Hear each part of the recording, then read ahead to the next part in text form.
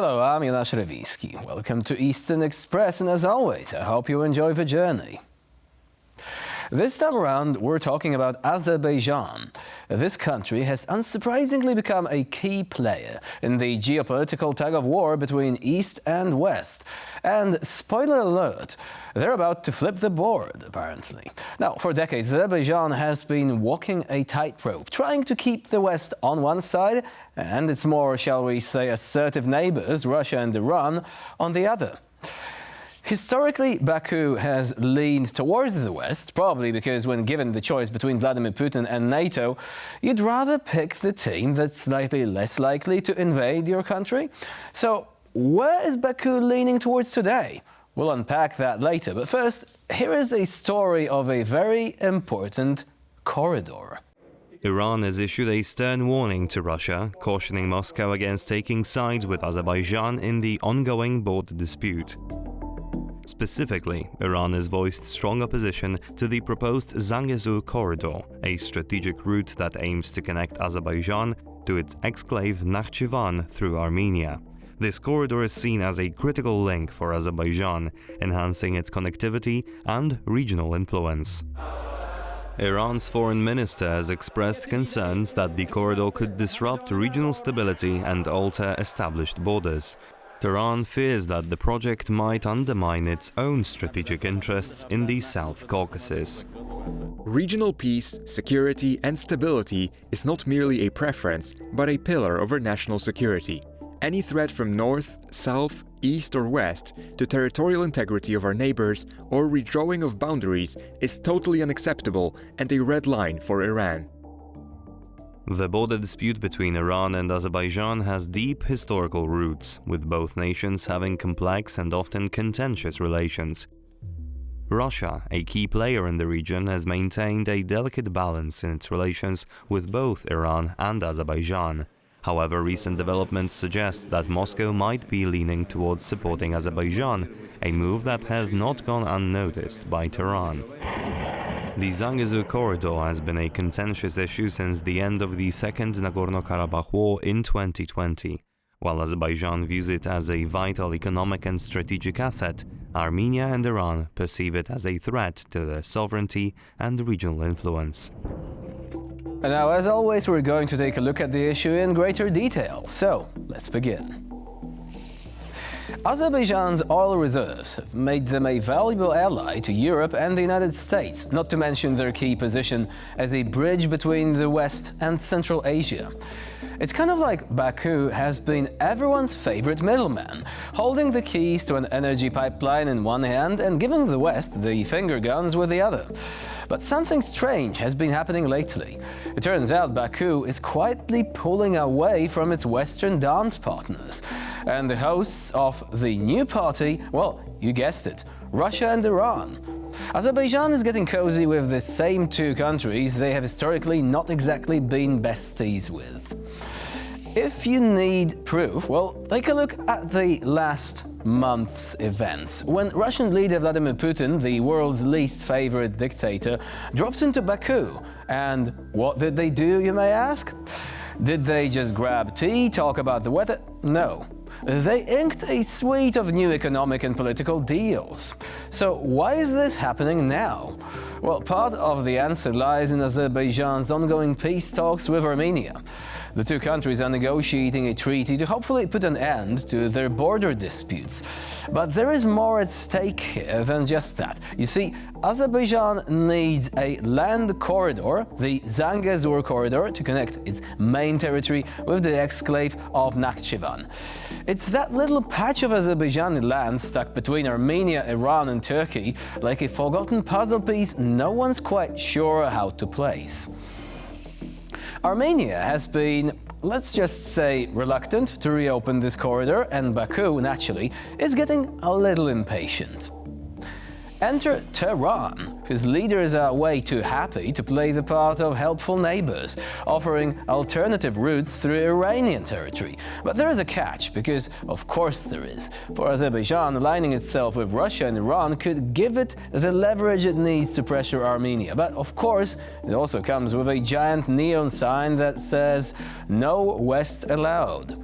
Russia, fresh off trying to rebuild its influence in the region after failed open house tour of Ukraine, sees Azerbaijan as a crucial ally in keeping NATO far, far away from the South Caucasus.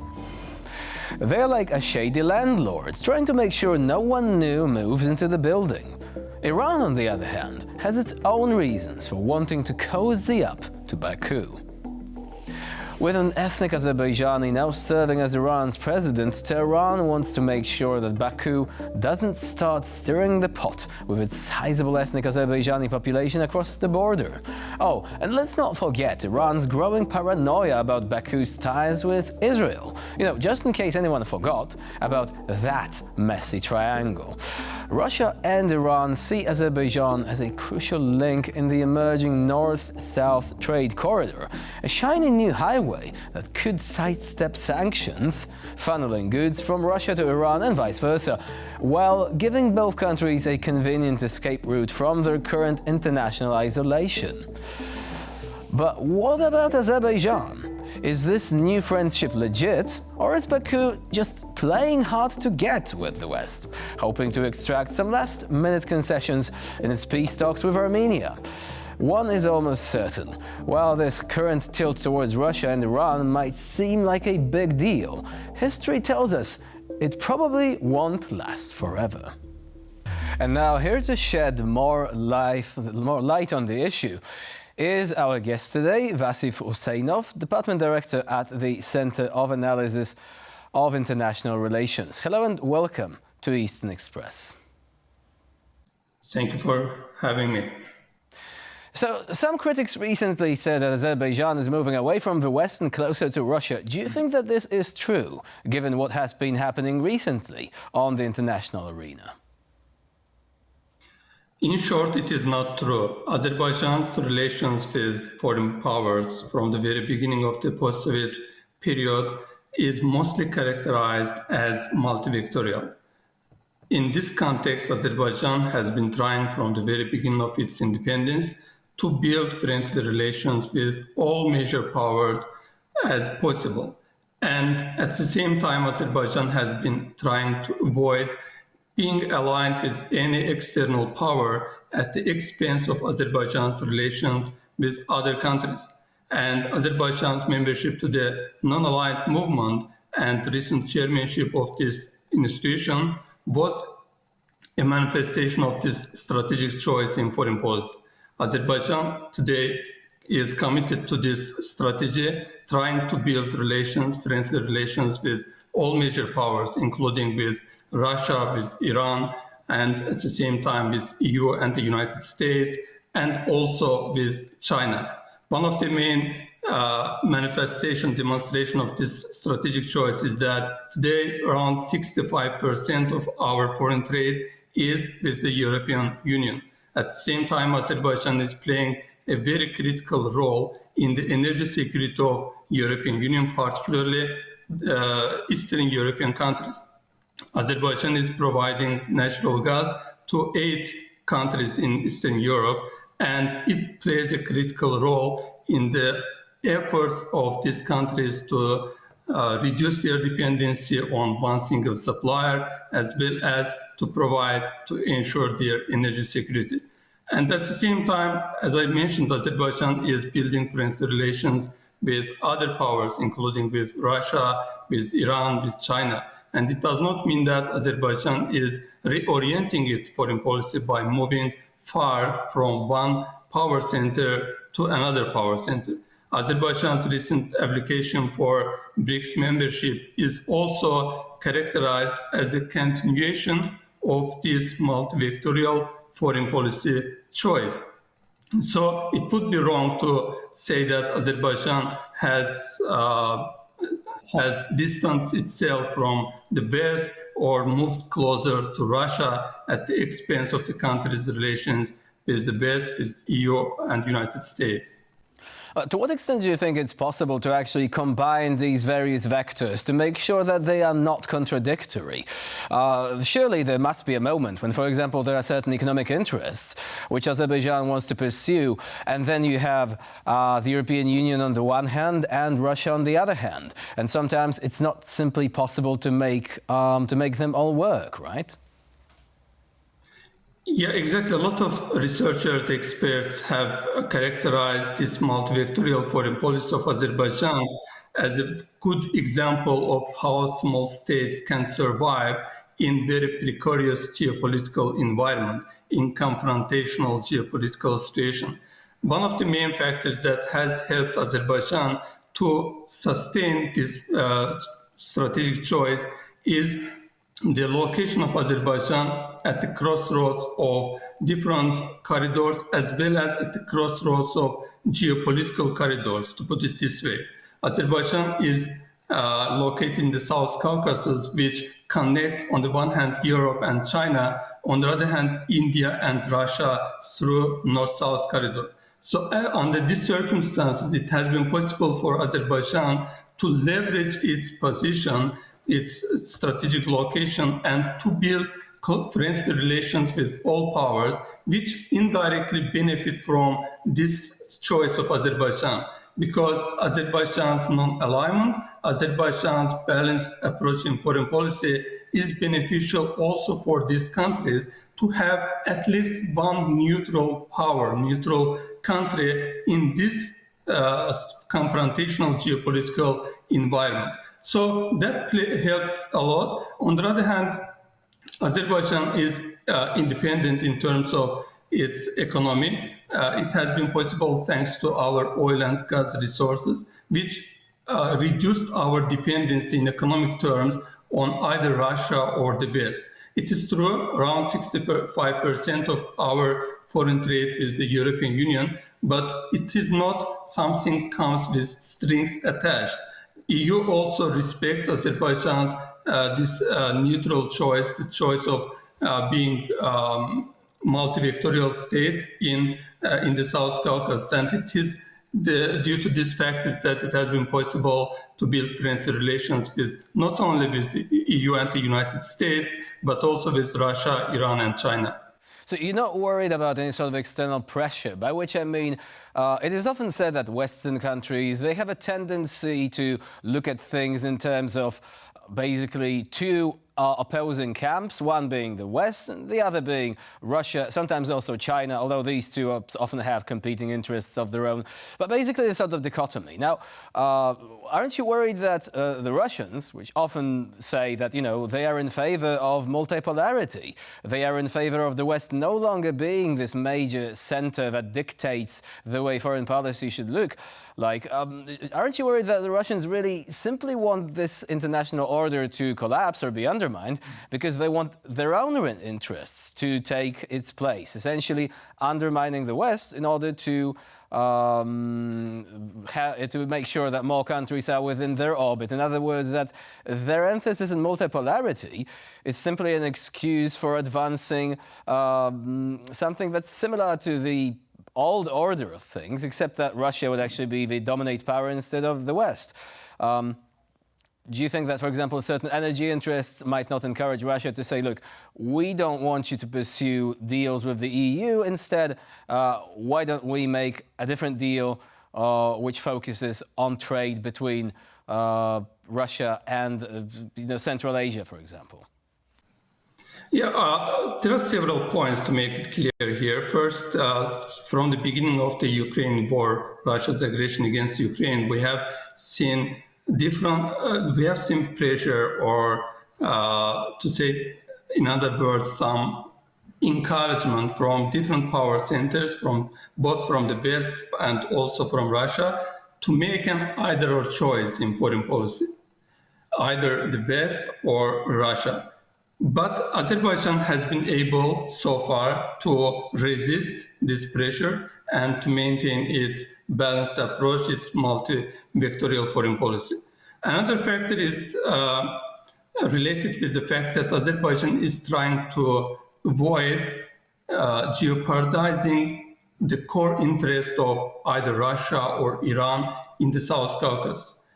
In terms of our relations with Russia, it is a critical factor because Azerbaijan is located in direct neighborhood of Russia in the South Caucasus, and Azerbaijan has been so far able to maintain friendly relations with Russia by avoiding threatening Russia's core interest in the South Caucasus. Right, you've mentioned Iran and Russia, if I may ask, because there is a question of the Zangezur Corridor.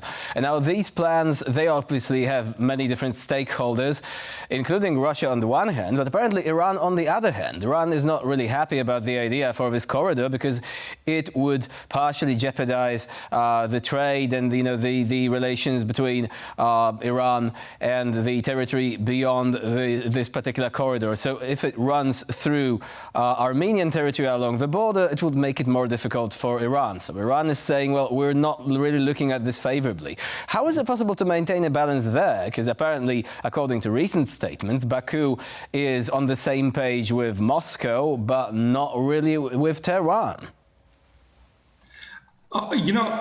It's a problem that dates back to the end of Second Karabakh War, which took place in 2020. At that time, the leaders of Russia, Armenia, and Azerbaijan signed a trilateral statement, which stipulated in its last article, 9th article, the reopening of transportation and communication links in the South Caucasus, and as well as building a transportation passage between western part of Azerbaijan and Nakhchivan exclave through the territories of Armenia.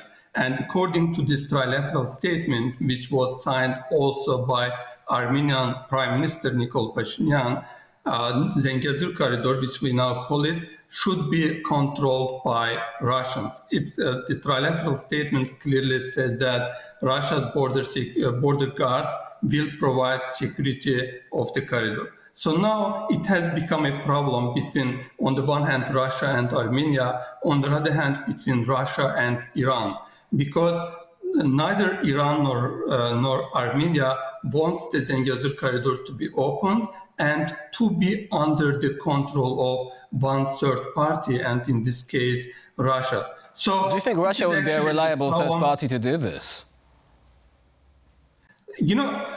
It's a question whether it is reliable or not, but the fact is that there is a trilateral statement, there is an intergovernmental agreement between Armenia, Azerbaijan, and Russia, and according to this agreement, Armenia has taken the obligation to deploy Russia's border guards to the Zangezur Corridor. So now Armenia is refusing to do that, and it creates challenges in the relations between Armenia and Russia. But Azerbaijan has little to say in this context because for us it does not matter under whose control the Zangezur Corridor is going to be.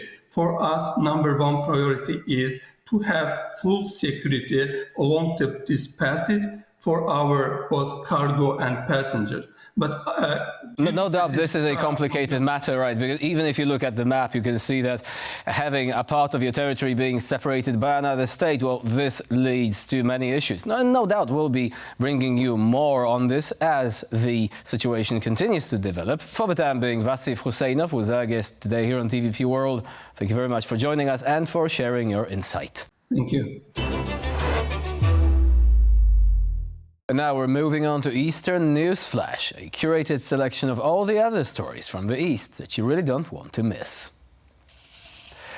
Ukraine's Prime Minister Denis Shmyhal has announced plans for a second peace summit aimed at ending the ongoing conflict with Russia.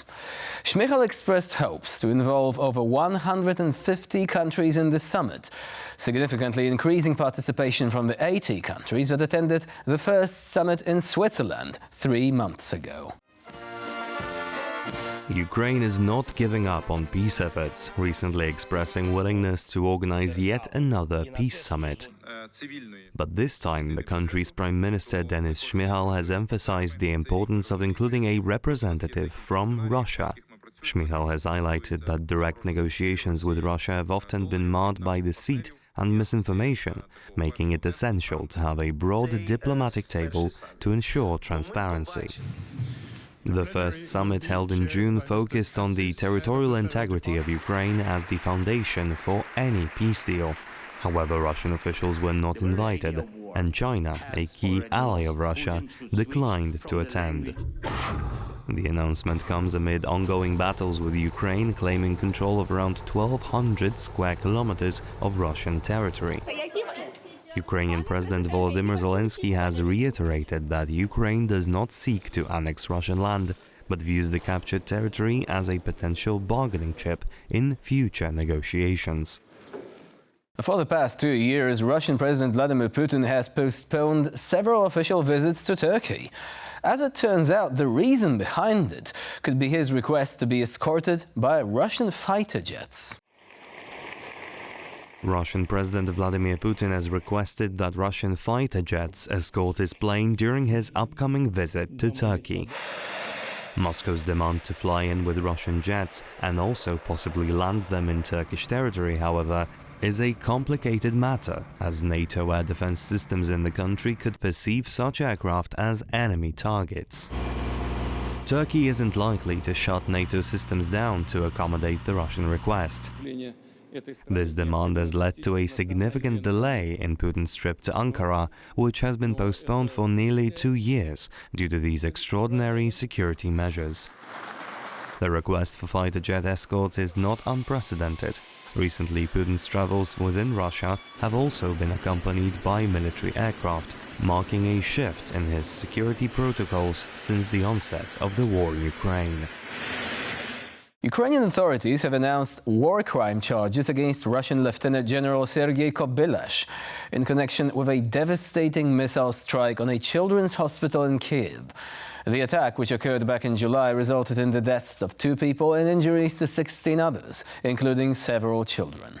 A few months ago, the world held its breath upon the news of a children's hospital strike in Kyiv.